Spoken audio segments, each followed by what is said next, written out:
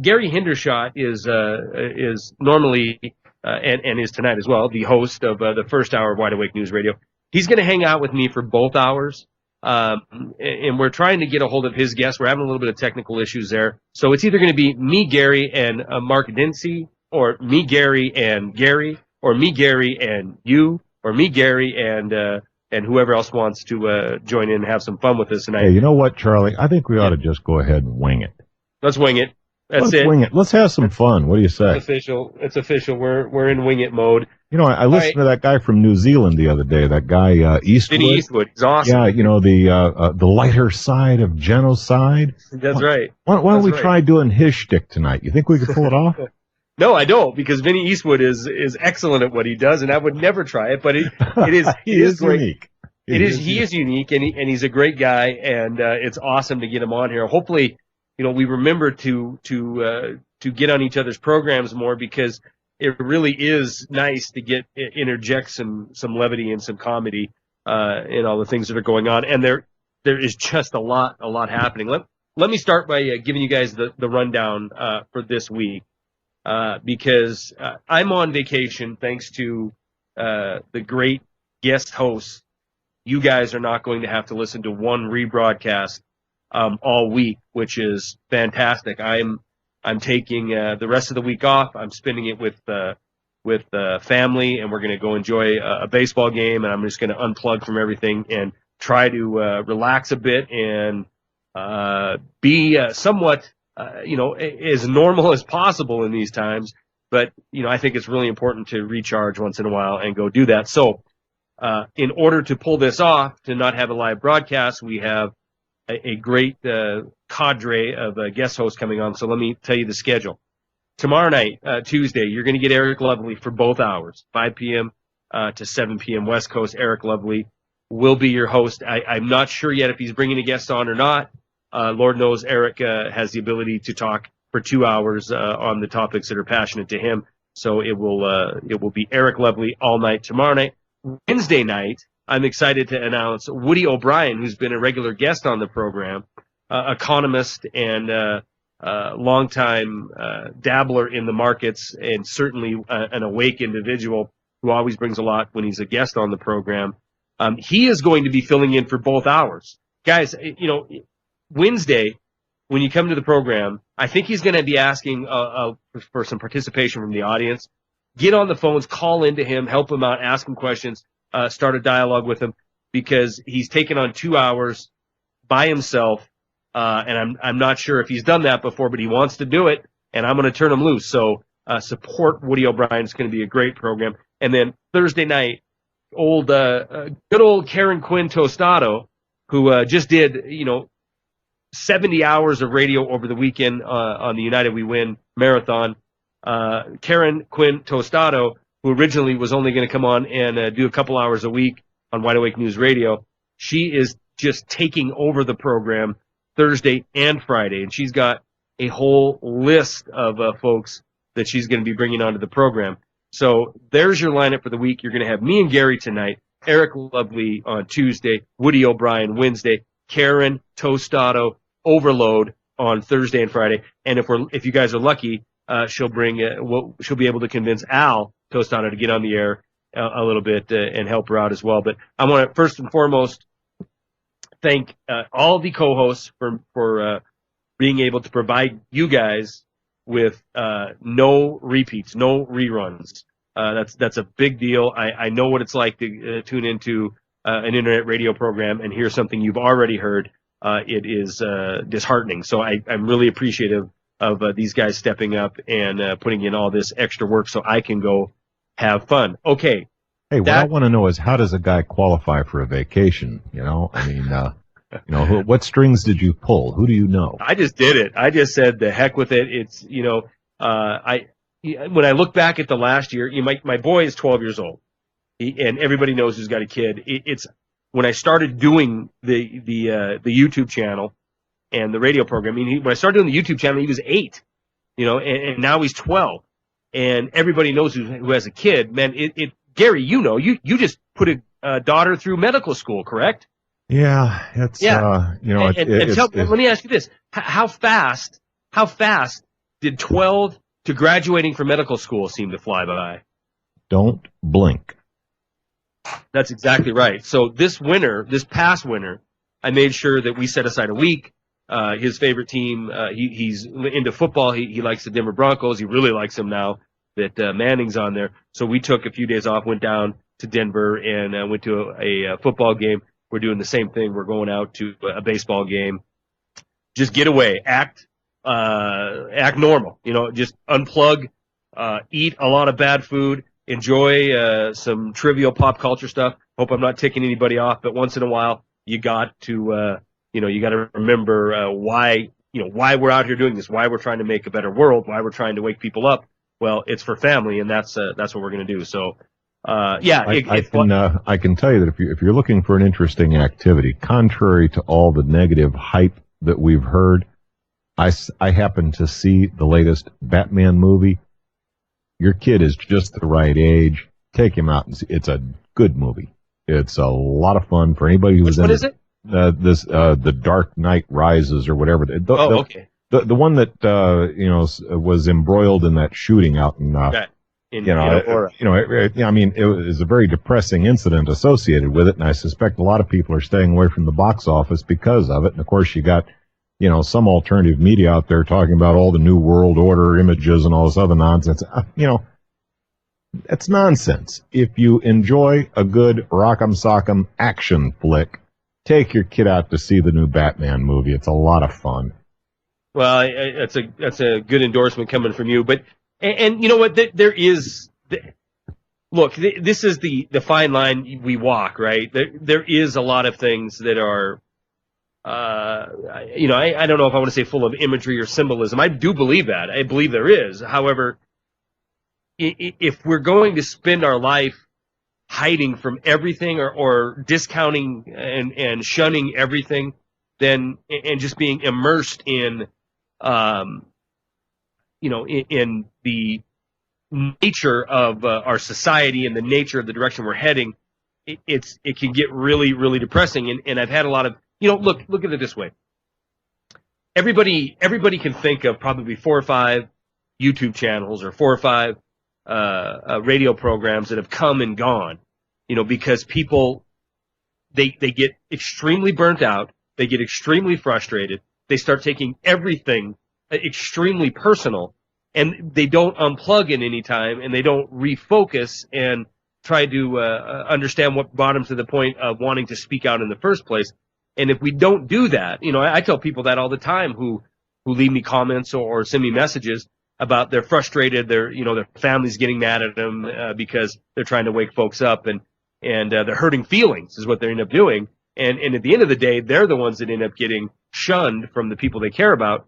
And I think it's important never to give up the fight, but it's certainly important to take a breather, man. Take a breather once in a while. Sometimes it's good to kind of step back and remember what it was you got into the fight for in the first place. That is exactly right. Okay, let me make this other announcement because everybody's about to realize this announcement, regardless if I say it or not. All right, listen. Jeff Rintz has provided us with 2 hours of broadcasting every single night, 5 nights a week. He has been the absolute, utter gentleman to me since the day I got into internet radio. I've not bounced around from different stations. I've not left this one, and I never plan on leaving this network. However, with 2 hours of him donating time to Wide Awake News Radio, he has to pay the bills. We have to go to the regular format of having the regular scheduled commercial breaks. I didn't know how long it would last where we would be able to have 2 hours with only 2 breaks. Nobody else does this in internet radio. Jeff doesn't do it in his 3-hour broadcast. The programs before us, they don't do a 1-break format. And because of you guys, because of the popularity of the program, more and more advertisers are wanting to fill some of this available time on Wide Awake News Radio during our program. So we will be going to the regular format, which is at about now, 17, 18 minutes after the hour, the bottom of the hour, midway through, we will run our regular scheduled breaks. I'm sorry, guys, but Jeff has got to make money. This program has to pay for itself, or we won't be able to bring it to you. So, with that being said, we're going to take our first break of the program. We're going to be back with Gary Hendershot, more Wide Awake News Radio, literally I can say this and be completely honest now. Literally, in about 4.5 minutes. We'll see you in a minute. I was saying that these breaks were going from 5 to 7 to 10. I mean, they were just getting longer and longer. And so finally, the owner of the studio of the network called me today, and we had a talk. And I say, hey man, I was expecting this for a while. I wasn't going to initiate it, but I completely and totally understand. All right, good news. Gary Hendershot's guest, Mark Dancy, was able to make it. He was having internet issues. So what I'm going to do is go ahead and turn the program over to Gary, let him do the introductions, and I'm going to be just a good listener. So Gary Hendershot, take it away. Well, I appreciate that, Charlie. You know, I was ready to kick back and let you do your traditional rant. You know, I'm sure the audience would have gotten as big a kick out of that. But in any case, we'll kick that off the second hour. Top of the second hour. There you go. Hey, Mark, any chance you can stick with us long tonight, or do you have plans? Absolutely, no problems at all. All righty. Well, we're going to have some fun. Needless to say, to the audience, my guest this evening is Mark Dancy. Mark is originally from Australia, but he's here doing some work for a firm, I guess, out in the wilds of Utah, and he's very active in alternative energy. And Mark comes to us as something of a skeptic about a lot of the technologies that are out there. But I think you'll find that he's got some interesting insights on some technologies that actually work, some stuff that might actually be commercially viable in the near term.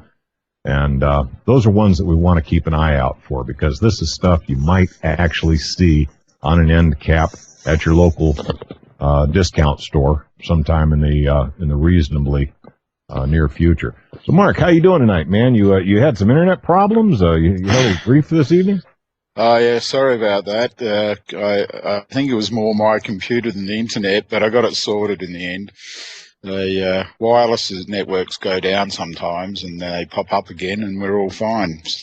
What do you have to do? You have to hit it with a bigger hammer, or? I had to use language not suitable for broadcast on it, and it seemed to work. That seemed to work, huh?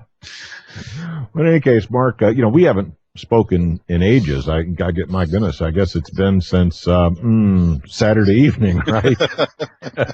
Yeah. For those in the audience who don't understand the joke, Mark and I did the United We Win marathon, and we took an hour out of that one. And if for those in the audience who might have heard our discussion from the United We Win broadcast, you may be hearing some of the same material again, but please bear with us. I mean, the events in the alternative energy industry don't come at a pace quite up to the speed of the evening news, but there are ongoing developments almost all the time. In any case, Mark, please, I'd like to give you a couple minutes to kind of stake your case before we go into the next break, which I think is probably going to start in about 2 minutes. Oh, I was late. Yeah, you use the word skeptic. It was skeptic by default. I and many others like me who I communicate with regularly, we're very optimistic that there are things out there that can be developed that can be called free energy. However, when you travel the world and have friends around the world and you see this many magnetic motors that don't work and these other devices that don't work, and you've traveled a lot of miles, you soon become a skeptic by default. Over 99% of the time, it doesn't work for a variety of reasons. And I've repeated this before. Sometimes they just don't know how to measure things. It's quite innocent. The inputs and the outputs they haven't got the right equipment. Sometimes they're a little bit delusional or just don't understand the science. And occasionally, not often, but they're just straight out snake oil salesmen trying to make a few bucks. And a few of those end up in jail, fortunately, and a few others get away with it. So I guess I'm an optimist. I'm open-minded. I work with some very real science. But rather than base it on faith or rumor or smoke and mirror demonstrations, I always, as you know, got the saying, show me the data. And when you've got the data, then you can see what you really have. And even in real science, I was having a discussion the other day with a guy who works with a research company, and says, surprising enough of our scientists to have these great theories, but when it comes to try and replicate it, it never seems to work. And the reason being is quite often, and it happens in free energy and in normal science. Oops, got to wrap quick there, Mark. Here comes the next what break. happens is they look at the data they want to see. Anyway, we'll get into some projects afterwards. Sure, folks, do bear with us for this bottom of the half-hour break, and we'll be back probably in about, I think, 6 minutes. This break runs.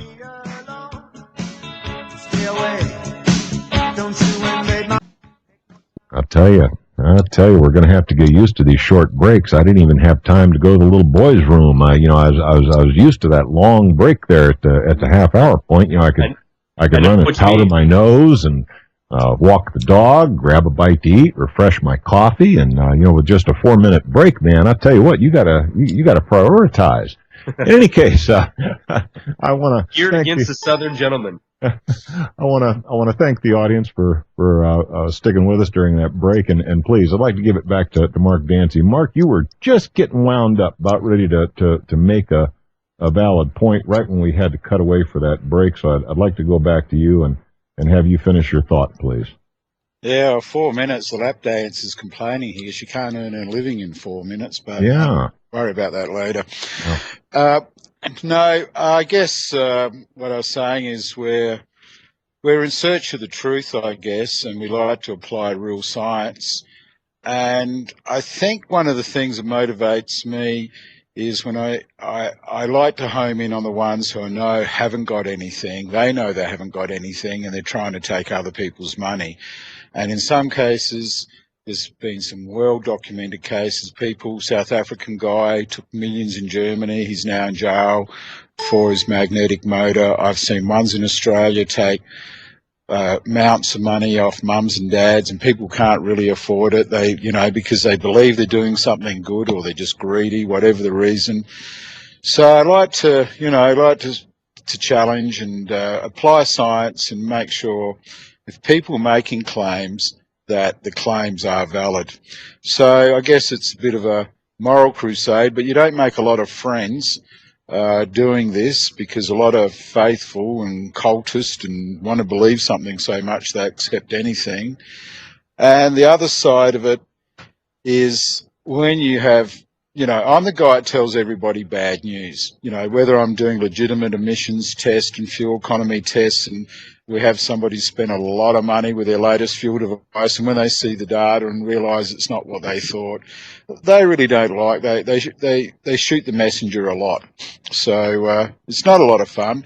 But I work with a crew of scientists, engineers, and a network of people around the world, and we are working on technologies which some could be called free energies, but I think there's a lot of stepping stone technologies, and that's what we're talking about Saturday night. There's 1.6 billion people on the planet who can't have lighting in their habitat. They are they earn, say, $400 a year, and they're paying $70 a year in kerosene just for lighting, and they're burning down the huts and they're polluting the atmosphere. So we're working on some technologies like that. And the other technologies I'm very interested in, Gary, are the ones that will empower people. We're working on small power devices. Some are stepping stone, some are a bit bigger. So if you can self-power devices or have things self-powered, you don't need power companies. You don't need grids. You don't need big corporations. You don't need big oil companies. Whereas that's the area I like to hang around in. But now, Mark, what we're talking about here is we are talking about something of a change in lifestyle. I mean, let's face it, Americans and to much the same degree, folks in Europe and probably Australia as well.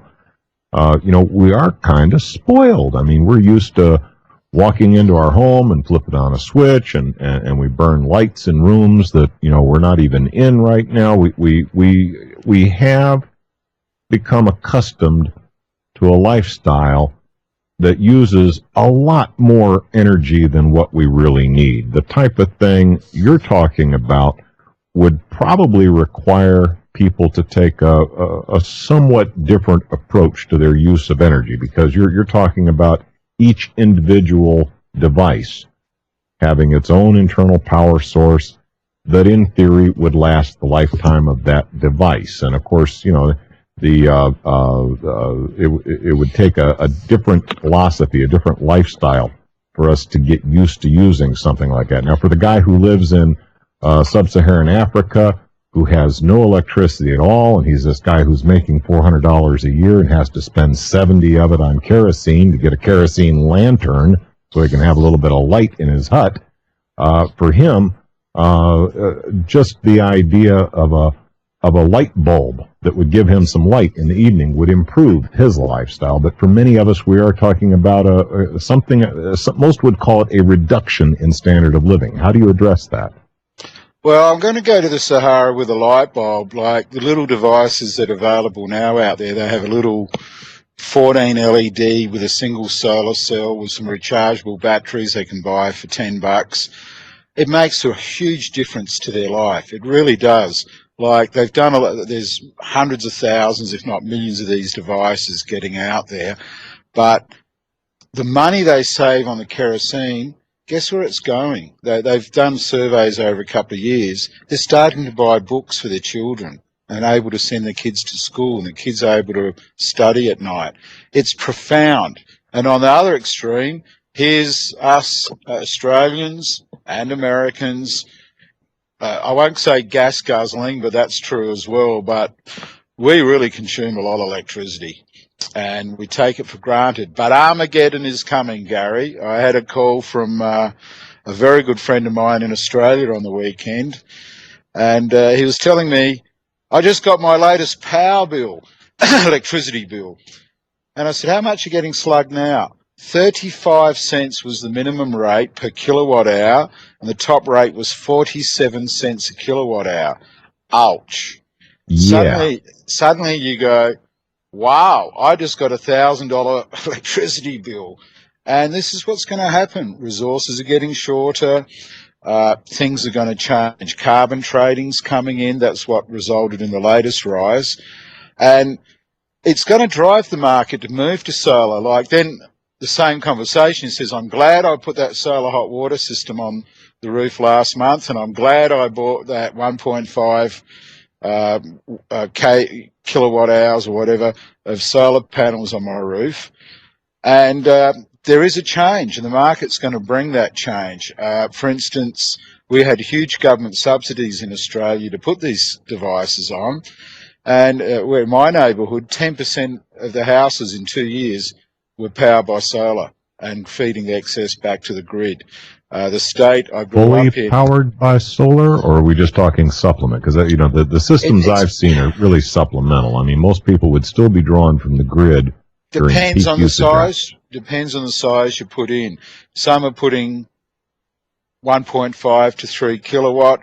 They're supplemental. But my niece is quite clever. They actually sell the power, the surplus during the day back to the grid at a very high rate, and then they do all their washing and all that at night, and she actually makes money out of it. But a lot of them are putting bigger ones on because economics is driving it, that, hey, we better put these panels on. So with good government subsidies and with the market the way it's going, people will move over to solar. But Sterling ran a really good article on his father's house, and there was so many energy efficient design of the house and devices that you can cut your consumption dramatically just by doing simple little things. Like in Australia, the government subsidised everybody putting insulation in your house. It was free. And just doing that substantially cut heating, the overall, when you add the population together. However, there is going to have to be a change, and we're looking at if we can power your laptop, your TV, everything else in your house, self-powered. That's our end game. That's where we want to be in a few years. Well, that gives people ownership of the power. If you have a device like the Rossi thing or this LNER, who's going to get it? Well, we're going to have to hold it right there and make way for Third break of the evening, so please do stand by. I tell you the truth, I'm not sure if this is a 3-minute or a 4-minute break, but I think they're all clocking in about 3.5 minutes. Okay. So if I got to run to the little boys' room, I got to be in a hurry. You better do it in a northern fashion, which is very fast. All right, stick with us, folks. We'll be right back. All righty, and I do believe we are back from our third break. I'm starting to get dizzy from all the breaks. What do you think, Charlie? You going to get used to this new format? Well, here's the deal. If ever I was trying to time between these breaks. I mean, I could literally come on here and do 8 commentary style videos in one night. 8 rants, and it would fill up right perfectly between these breaks. And actually, you know what? I do like it, and here's why. I'm gonna have to get the timing down again. Obviously, I'm used to having this block of 20 plus minutes where I can open up the program and then get a guest coming on talking about the topic they want to speak to and get into it a little bit before we have a break. But I tell you what I do like is the fact that it doesn't feel like we're starting a brand new program every half hour because we have this big expanse of commercial break in between. This is 3.5 minutes, and I think Brett sent me a message saying that's exactly what they time out to be, 3 to 3.5. I mean, that's a piece of cake for most people to handle. So, no, I'm not used to it. Right now, it seems kind of foreign because we've been running in this format for so long. But you know what? It's like anything. We'll get used to it, and it'll be the new norm. Well, now, Mark, we got the background in this last segment we have during this hour. Maybe we could get a little bit into some specific nuts and bolts. Some hardware that we might be able to discuss that would get the hardware nerds out there thinking. What do you think? What looks promising on your end? Most people, if they read my comments on Free Energy News, I'm just tearing stuff apart all the time. But there is some good stuff happening. And some of it's stepping stone, because I think there's going to be some stepping stones before we're free energy. Like the LNER stuff, there's a couple of clowns out there, but there is, I've been told latest, over 100 individuals and organisations. I know of about 20. And they're trying to understand the science and they're making progress. They've got to learn how to understand it, and then they can engineer it. That could be 3 years, could be 5 years. I don't think we're going to see anything next year. Sorry about that.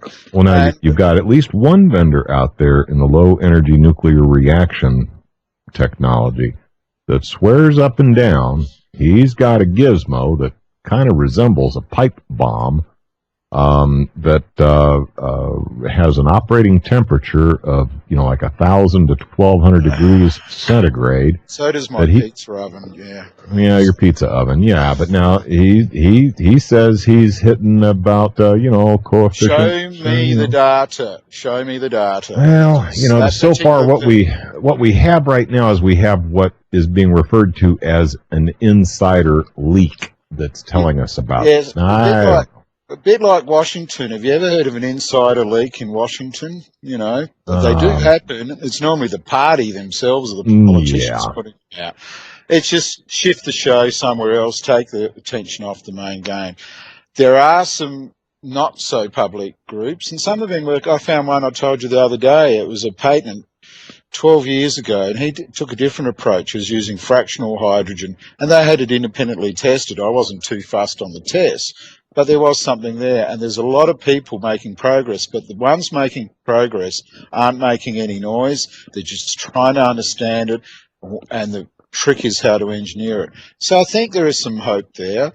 There are some other interesting things. Well, I haven't got a lot of time for the PAP engine people, though. Bob Rayner did a pretty good display at the Tesla conference, and he's a genuine person who's just trying to understand it and engineer it, and he showed some things that there are some very curious effects there that are worth exploring, but there's a few other people out in the field that I haven't got time for. What we're working on here, or when I say working on here, another company, but some of the scientists I share with them, they're working on those small material generators. They're only very low power, but there's not just us. Low power, are we talking milliwatts? Even less at this stage. Okay. Very low power, and they're materials technologies, and when they're created, they put out this continuous power, and they're not batteries. A lot of devices we tested are batteries. In fact, I've got one on the bench now, I've declared as a high impedance battery. But that's going to take quite a bit of money in a few years, but gradually, once they've got it nutted out, then they'll be able to up the power. So you see your cell phones, and then eventually your laptops and everything else powered. And that is real science, and it's been signed off, but there's a lot of work, and how far they can get with it, I don't know. But that's not something that we're going to see in the marketplace this year, and probably not even next year, is it? No, but when you do see it, you won't even notice it. It will be on small devices, might be on your remote control or something for your you might TV. buy a new cell phone, and it might take you a week or two to realize that you just never have to recharge your cell phone. That type of thing. Yeah, the first ones will be trickle charging the batteries on a cell phone. That's very exciting technology. And there's not one. There's about half a dozen, and they're all totally different from one another. And I can say that I know of 3 that definitely work and definitely can be scaled up, but it's all time and money.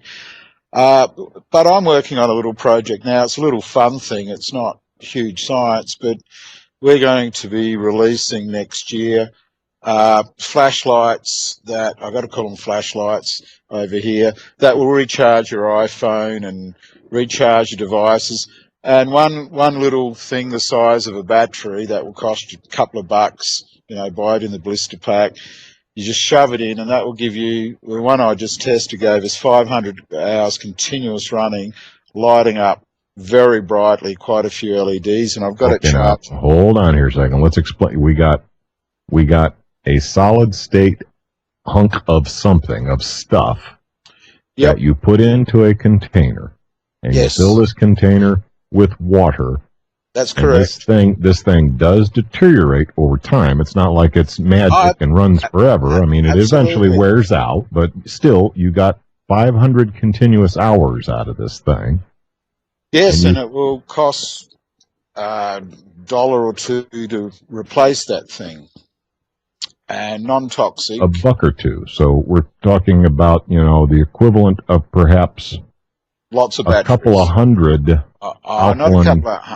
Not a couple of hundred, maybe in the tens of alkaline batteries, or probably 100 perhaps of standard batteries. And it's not new technology. What's clever is the engineering. There is a bit of new technology. The anode is what disappears. I always get the cathode and anode mixed up, which is crazy. But the other part of it never ever degrades, and that was the real secret to it. And I got to confess, the technology came out of Asia, but they did a lousy job at doing the application engineering, and we're doing the application and form factor engineering. So there'll be a whole raft of products, little devices you get out of one of these rods. You recharge your iPhone 100 times, and you'll have a little lamp you can read by with it. I've even got I bought one from China, a Christmas tree that ran for weeks here with 90 LEDs blinking at me, and that was running off one of these rods, and it wasn't even fractionally used at the end of it. Now I'm driving them as hard as I can, and we're seeing that we can charge things up, and I expect several hundred hours life. But it's going to be great because they don't degrade. You can put them on the shelf for 10 years. And the other thing is, if you like, you've had kids and you used to buy batteries by the carton, you won't have to do that anymore. And when you're out camping, you can lug these things around without having to, you can tip the water out. All right, now, when might we actually see? Because that's a very intriguing technology. It could be very, very practical. It could be very beneficial. When will we see that on the marketplace? When can I actually go out and buy one? If all goes well before Christmas, if all goes bad in the first quarter of next year, and you'll see 2 or 3 products come out, and over the next 12 months, up to 10 different products and applications. But and there'll be some that will be hybrids where they'll charge rechargeables, and then you can really charge your cell phone quickly. And there'll be smaller devices. There'll be one for the third world where, for a couple of bucks they can buy one of these, and it'll cost them, say, $2 a year in electrodes, and that's a lot better than paying $70 for lighting. And so we've got a range of things coming out. So we're just in the engineering. We're also in the middle of negotiating licensing to use their technology. And we've pulled a team together. So if all goes well, that will be before Christmas, but if not, early next year. But that's one of about 10 projects we're working on. As you know, I work in bottom line is there's nothing in the near horizon that's going to save the whales or feed the hungry, but there are some very interesting incremental technologies that could be of tremendous interest to a lot of people that'll be available in short order. Yes, and I think I'm just giving you one example. There are many others working in different fields, and like solar, the cost of manufacturing solar now is very, very inexpensive. There's going to be a whole lot of little things that come up there. For the big breakthrough, it could be the scientists doing the fission and fusion. It could be LNER, and possibly in the next few years, like after 20 years of PAPs passing, nobody has come up with a working PAP engine that they can demonstrate. They can demonstrate gizmos and devices that show what this gases do when charged, and there's some interesting EMF effects, but I'm not sure how long it's going to take somebody to figure out how to engineer that thing and what the real data is. How much of electrical charge they're putting in and how much mechanical energy can you get out? That's all got to be analysed. So there is a lot happening. Oh. There's the end of our first hour. I think this is going to be a fairly hang tight, long guys. thing. We're going to. Yeah, our regular top of the hour break going into the second hour of the program will be the normal break that we're used to. So take your break, grab something to eat, enjoy the commercial of our fine sponsors. I'm sitting here listening. I'm so intrigued. I'm tongue-tied. Mark's going to hang out with us a little bit on the backside of the break. We're going to talk more on energy on the backside of this break, but I'm also going to cover some of the topics of the day that I certainly want to cover before I go on vacation. There's things I want to say about Paul Ryan. There's things I want to say about the GOP, the blue team, the red team, and the silly season that has went from a distraction into a complete and total circus. We're going to be back in 10.5 minutes. Hang tight. We'll be back with more Wide Awake News Radio. All right, guys, welcome back to Wide Awake News Radio, 13th of August, Monday. Just a quick announcement again. Tomorrow night, I'm going to be on vacation for the rest of the week. So tomorrow night, we're going to have Eric Lovely filling in for both hours. Wednesday, Woody O'Brien is filling in for both hours, and then Karen Quinn Tostado and her gang is taking over for the rest of the week. So there will be no rebroadcast, no reruns. We will have live programming every night of the week. We're going to continue because we were having some technical issues early on in the program. We're going to continue on the topic of alternative energy a little bit with our Aussie guest, who is a speaker, who is teaching me some Australian during the break there, and very interesting. There's some things I didn't know that when I watch a movie now, I'll think of some of the lines in a little bit different way. Mark Dancy, along with Gary Hindershot, is going to continue with us on Wide Awake News Radio. And guys, I'll get into the political scene and some of the stuff that came down over the weekend. I'm going to wait till this next break. On the backside of this, I'll launch into that a little bit. But Mark, you were talking about the charlatans, the scammers, the pie in the sky claims that have been made. And you know what? Here's the deal. I completely see where you're coming from, and I've heard a lot of claims, especially since doing this program. I get a lot of claims sent to me. Free energy, free this. The secret is being hidden. It's just a simple device that can power your house for nothing, and it's perpetual energy, perpetual motion, and it is tiresome, to see these claims coming down the road. But I was telling you guys when we went into this last break that one subject that, I've been in the building industry in one form or another for over 20 years, and I've seen the progression of how homes are heated. how water is heated. I've seen the progression of the cost of energy to power these homes. And one thing that's always been crystal clear to me is if something has, this is in any in mechanics or in building or whatever, if something has moving parts, you're guaranteeing one thing: you're not going to outlive it. You're going to be replacing it. You're going to be repairing it. You're going to be maintaining it. And it seems that the natural solution, looking around nature, is solar. And why on earth, like in Montana where I live, Mark, you know, you're in Utah right now. I'm just a few hundred miles north of you. The big kick here is wind energy, and I can drive down the highway and see these massive, massive wind farms. And I look out there and see these General Electric turbines up there blowing 300 feet in the air. And the only thing I think of is, you know, how much money and how much time and labor is spent making sure these turbines are spinning and repairing them and greasing them, and how often do they break down? These things got to be ridiculously expensive. It might be a clean source of energy, but it's certainly not a low maintenance endeavor. And then I look around and I see, you know, trees and grass and plants and all turning direct sunlight into energy. Why on earth, when are we going to figure, or first of all, let me ask you this. Why isn't solar more prevalent? Why isn't the technology being uncovered to make this a feasible solution? Because it seems once the panel is made, once the product is made, then you're done. I mean, you're done. You put it out there and it starts doing its thing. It seems the most logical sense, to me anyway, that solar would be the answer. And I know Gary's going to have an argument on that, but go ahead. Yep, I'm going to let Gary have his argument last. There is a bit of maintenance on the inverters sometimes, but they're getting more reliable. One of the biggest problems with wind and solar is it's the variability. A cloud comes over or it's night time. So what's really going to help solar and wind kick along is very, very cheap storage of energy for used after hours. So there's a particular Aquion, I think it's called.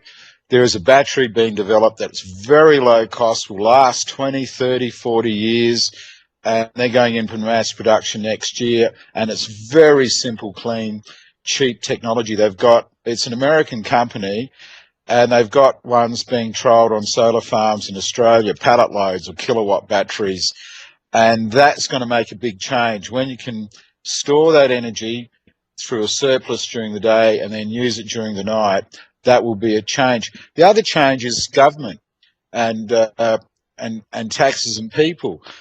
A lot of countries, Germany, go to Spain, go to Italy, go to China even, and even now Japan is taking off on solar. There are a lot of people using it. But there's two models here. There's the big solar farm. That's where the corporations get in and do their stuff. But what they did in Australia is empower the people. So for 3 or 4 years, we had a subsidy where to get a 1.5 or 2 kilowatt system on your house, it cost you $1,000 or $2,000, and the ROI, or return on investment, was just a couple of years. And a lot of people took it up. In fact, the government ran out of money, and that's what happened in a few other countries. We've only got 20 million people. It's like 400,000 people took up the offer. But it worked. And now I look down the street, the grid doesn't like it, but they're having to adapt the grids to cope with it. But I look down the street, and some of the neighbours I've got, they actually get checks from the power company. They don't get bills, they get checks. But you've got to have that government subsidy just to kick it off initially, just to help it over the line. You've got to have better storage devices. These are all grid connected. But if you want to get off the grid, you've got to have a good battery technology. And I believe that battery technology is going to be available next year at very low cost. Is this that iron battery? No. Kind of like an Edison battery? No, it's not an Edison battery. Look, next show we talk, Gary. I'll get the details because it's absolutely brilliant. It uses cotton wadding, a bit of salt water and something else. And the performance figures, and the DOA gave them some money, is outstanding. After thousands of cycles, there is no drop in performance. They're very cheap to make, fully recyclable, and they'll outlast your solar system. So that will be very enabling.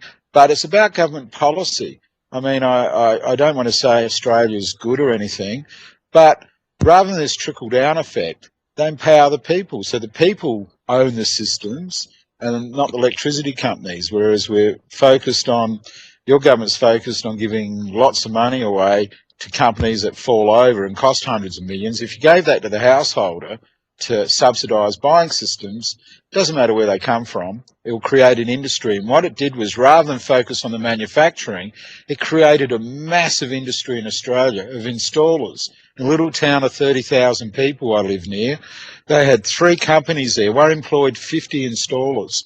And it created a lot of employment, installing and converting it over.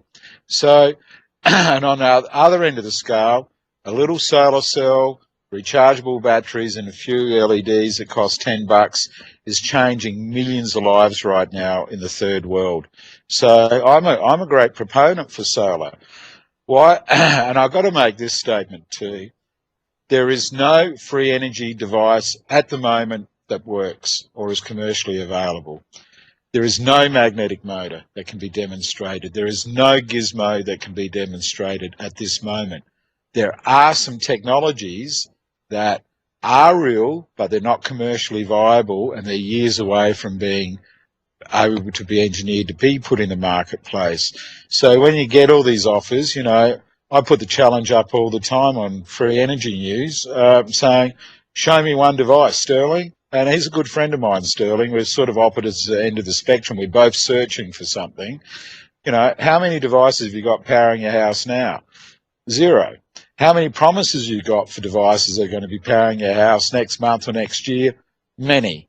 But the honest truth is the real science is emerging, will be here, but it's going to take a bit of time. Now, recently, solar panels have really dropped in price, and I think a lot of it had to do with market trends, because apparently the market kind of fell off to the point where there weren't a whole lot of people buying them, and the manufacturers responded by lowering prices. What have you been keeping up on that? Do you know how much it costs now per kilowatt hour to deploy solar?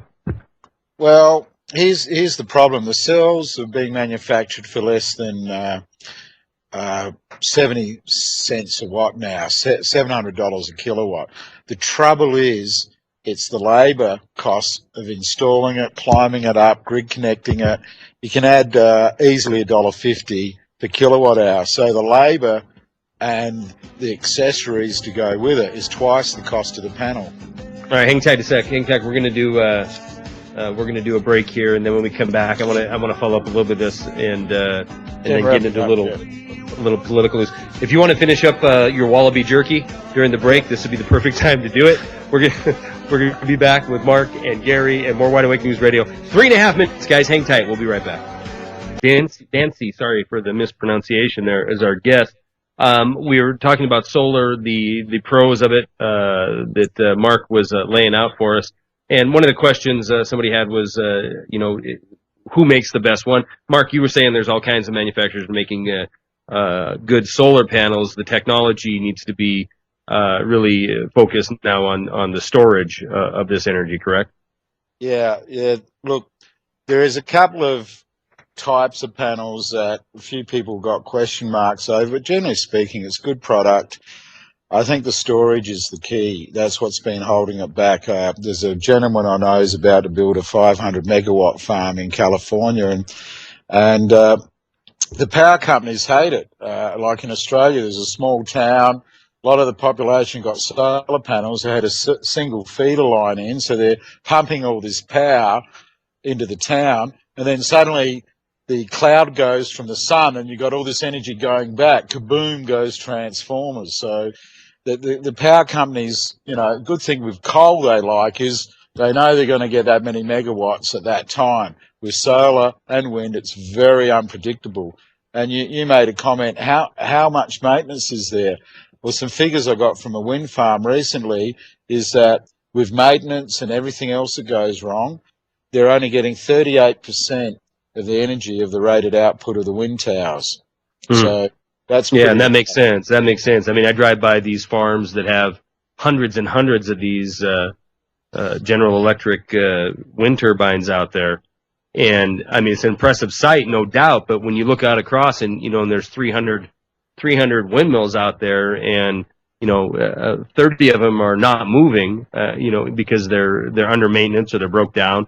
And it's just the idea, these massive pieces of equipment are hoisted that high up in the air and spinning nonstop 24/7 in a lot of cases. Of course they're going to break down, and of course it doesn't seem to be an efficient way to produce energy. But again, I mean, we're talking about technology, and during the break you would ask the question, why aren't cars running on gas over here? And you weren't talking petrol, you're talking gas, natural gas. It's like anything. I mean, why are we sitting here in 2012 and our primary technology for driving around is the same technology that we used 100 years ago to drive around? It's because we have a stranglehold on innovation. It isn't a conspiracy.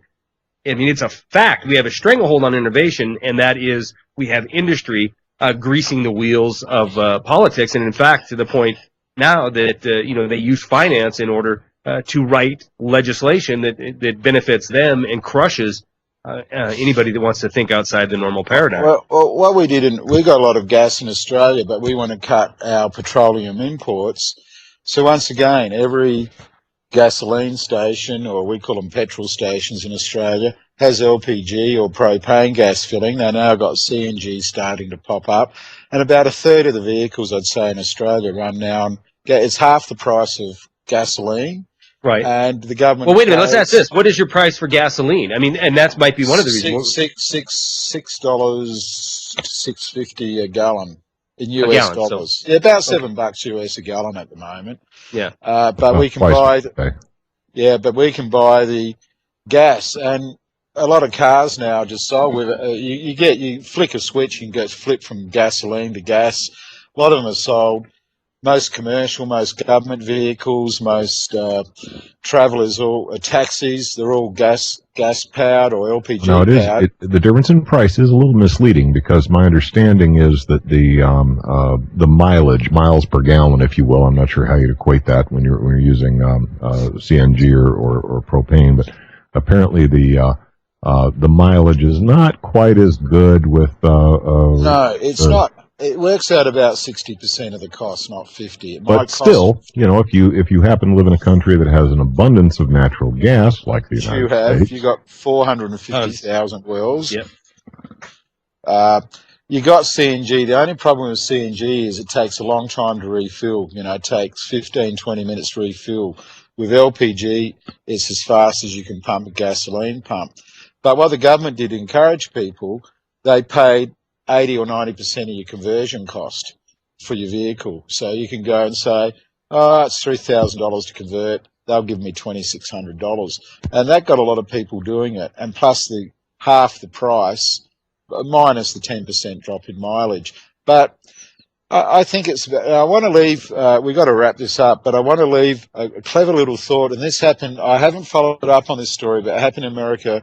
There's a county many years ago, and they realised they're going to need another coal-fired power station. And I haven't checked the validity of this story, but it makes a lot of sense. So what they did was, and it didn't quite work out long-term because it got crappy solar systems, but they got everybody, they put on hot solar water systems on everybody's house.